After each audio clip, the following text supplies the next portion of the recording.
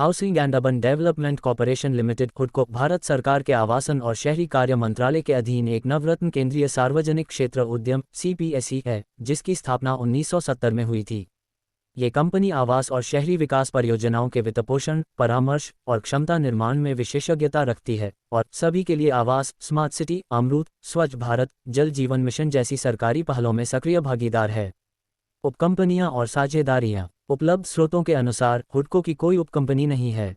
Company विभिन्न राज्य सरकारों और उनकी एजेंसियों के साथ साझेदारी में सामाजिक आवास और शहरी अवसंरचना परियोजनाओं के लिए वित्तीय सहायता प्रदान करती है। ऋण और उधारी। हुडको की वित्तीय जानकारी के अनुसार कंपनी ने Japan bank of international cooperation, Asian development bank और यूएसएआईडी से विदेशी मुद्रा ऋण लिया है। इसके अलावा कंपनी घरेलू बाजार में विभिन्न परिपक्वताओं की उधार राशि से अपने व्यापार को वित्त प्रदान करती है, जिसमें एनसीडी, आवधिक ऋण, वाणिज्यिक पेपर, सार्वजनिक जमा और बाह्य वाणिज्यिक उधार शामिल हैं। पिछले 3 वर्षों की बिक्री और वृद्धि। हुडको की वित्तीय प्रदर्शन के अनुसार 9 MFY24 में कंपनी का शुद्ध ब्याज मार्जिन 3.18% था, सकल एनपीए 3.14% और शुद्ध एनपीए 0.44% था।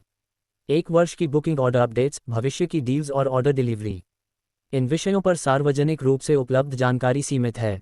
अधिक जानकारी के लिए कंपनी की आधिकारिक घोषणाओं या प्रेस विज्ञप्तियों का संदर्भ लेना उचित होगा। स्टॉक मूल्य में गिरावट के मुख्य कारण। हुडको के शेयर मूल्य में उतार चढ़ाव विभिन्न कारकों पर निर्भर करता है, जैसे कि वित्तीय प्रदर्शन, सरकारी नीतियां और व्यापक आर्थिक परिस्थितियां।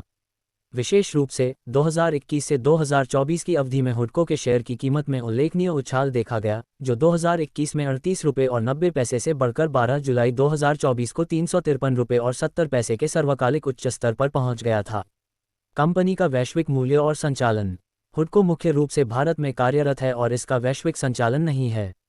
कंपनी का पंजीकृत और कॉर्पोरेट कार्यालय नई दिल्ली में स्थित है, साथ ही पूरे भारत में 21 क्षेत्रीय कार्यालय और 11 विकास कार्यालय हैं।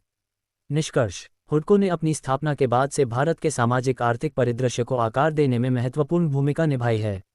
हालांकि वित्तीय और संचालन संबंधी विशिष्ट आंकड़ों की कमी के कारण कंपनी के वर्तमान प्रदर्शन और भविष्य की योजनाओं के बारे में विस्तृत जानकारी प्राप्त करने के लिए आधिकारिक स्रोतों या कंपनी की वार्षिक रिपोर्टों का संदर्भ लेना उचित होगा।